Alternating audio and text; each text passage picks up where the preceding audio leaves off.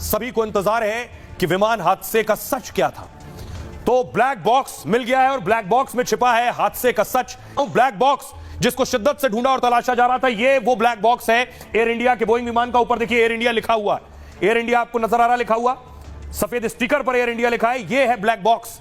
Black box मिल गया है, यानी अब यह साफ हो जाएगा कि आखिर यह हादसा हुआ कैसे। अगली तस्वीर में आपको दिखाऊं, ये कुछ और उपकरण जो मिले हैं अंदर लगे होते हैं विमान में, इसे कहते हैं डीवीआर।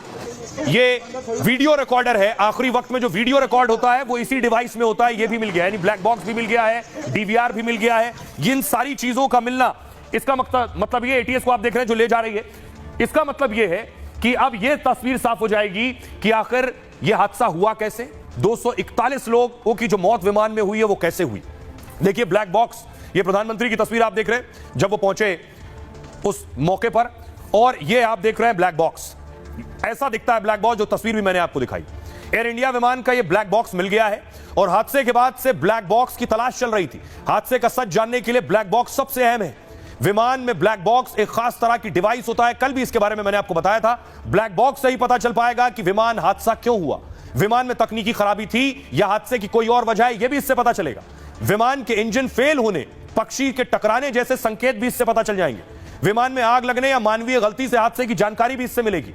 दुर्घटना से पहले पायलट ने 3 बार मेडे मेडे मेडे कॉल किया था, यानी एटीएस को, एटीसी को, एयर ट्रैफिक कंट्रोल को इमरजेंसी सूचना दी थी, बताया था मुश्किल में है। अब ब्लैक बॉक्स से पता चलेगा कि पायलट ने कॉल क्यों दिया। और ब्लैक बॉक्स में फ्लाइट की जरूरी जानकारी रिकॉर्ड होती है। ब्लैक बॉक्स काले रंग से कोई लेना देना नहीं, नाम इसका ब्लैक बॉक्स है। यह अलग अलग रंग का हो सकता है, किसी भी रंग का हो सकता है, और ज्यादातर इसी रंग का होता है। जो नारंगी रंग आप देख रहे हैं इसी रंग का होता है। जो मिला है वो तस्वीर भी नारंगी है। ब्लैक बॉक्स 2 हिस्सों में बटा होता है, यानी एक दिख रहा है, इसके अंदर भी 2 हिस्से होते हैं। इसमें एक होता है सीवीआर और एक होता है एफडीआर। सीवीआर का मतलब फ्लाइट की आवाज जो है वो सीवीआर में रिकॉर्ड होती है। इसमें जो एफडीआर है, एफडीआर में फ्लाइट का डेटा रिकॉर्ड होता है। आखिरी में मैंने आपको दिखाया एक डीवीआर मिला है, वीडियो रिकॉर्डर। विमान का डीवीआर मिलना मतलब मलबे से डीवीआर बरामद कर लिया है एयर ट्रैफिक कंट्रोल ने। और डीवीआर एक डिजिटल वीडियो रिकॉर्डर होता है जिसमें विमान हादसे की वीडियो रिकॉर्डिंग मिलेगी। डीवीआर एयरक्राफ्ट में सिक्योरिटी के लिए लगाया जाता है और फ्लाइट में मौजूद सीसीटीवी कैमरे की फुटेज इसमें रिकॉर्ड होती है। विमान का डीवीआर आम डिजिटल वीडियो रिकॉर्डर से ज्यादा मजबूत होता है, जो खराब वातावरण में भी लंबे समय तक रिकॉर्डिंग करने में सक्षम है। डीवीआर से भी बोइंग ड्रीमलाइनर के हादसे का सच सामने आ सकेगा। एक विमान क्यों क्रैश हो जाता है, अलग अलग वजह एक्सपर्ट्स की, कुछ अमेरिकन एक्सपर्ट्स भी इस पर खुलासा कर रहे हैं। क्या कर रहे हैं देखिए, ये आप देख रहे हैं विमान, जब विमान टेक ऑफ करता है यानी उड़ान भरता है तो विमान की ये पोजीशन होती है जो आप देख रहे हैं इस वक्त। दोनों पंख खुल गए हैं, नीचे आप ये उसके विंग्स देख रहे हैं। जो मैं आपको बताने जा रहा हूं, क्या विमान के विंग्स में कुछ था, एक्सपर्ट ऐसा कह रहे हैं। विमान टेक ऑफ के दौरान दुर्घटनाग्रस्त हुआ। टेक ऑफ के बाद विमान महज कुछ 100 मीटर ही गया था। ऐसे में सवाल यह कि आखिर इस हादसे की वजह क्या है, और फिलहाल इस बारे में कहना मुश्किल है, लेकिन कयास बहुत से लग रहे हैं। पहली वजह है कॉन्फ़िगरेशन एरर। यह क्या होता है? आशंका है कि कॉन्फ़िगरेशन में गड़बड़ी हो गई हो। टेक ऑफ के दौरान हादसे की यही बड़ी वजह हो सकती है।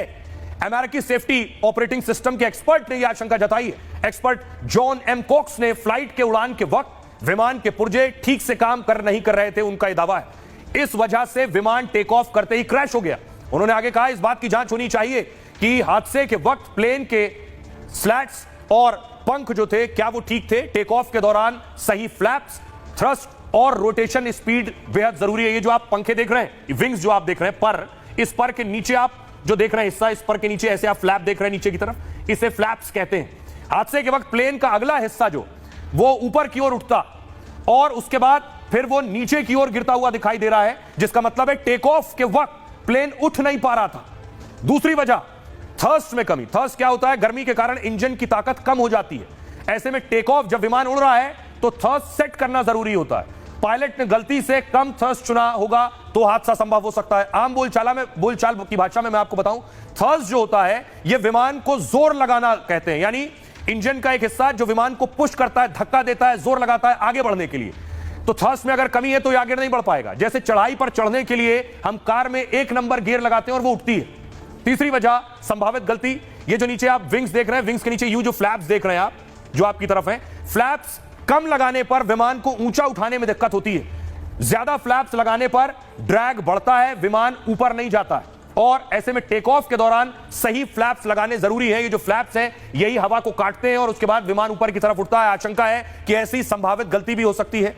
मानवीय भूल भी हादसे का एक पहलू हो सकता है। पायलट का कंसंट्रेशन बहुत मायने रखता है, उसका ध्यान टेक ऑफ से पहले ठीक से अगर क्रॉस चेक नहीं किया गया हो, एक वजह हो सकती है। आशंका है कि पायलट का ध्यान इधर उधर भटक गया हो, यह भी हो सकता है। दोनों पायलट किसी अलर्ट मैसेज में उलझ गए हो।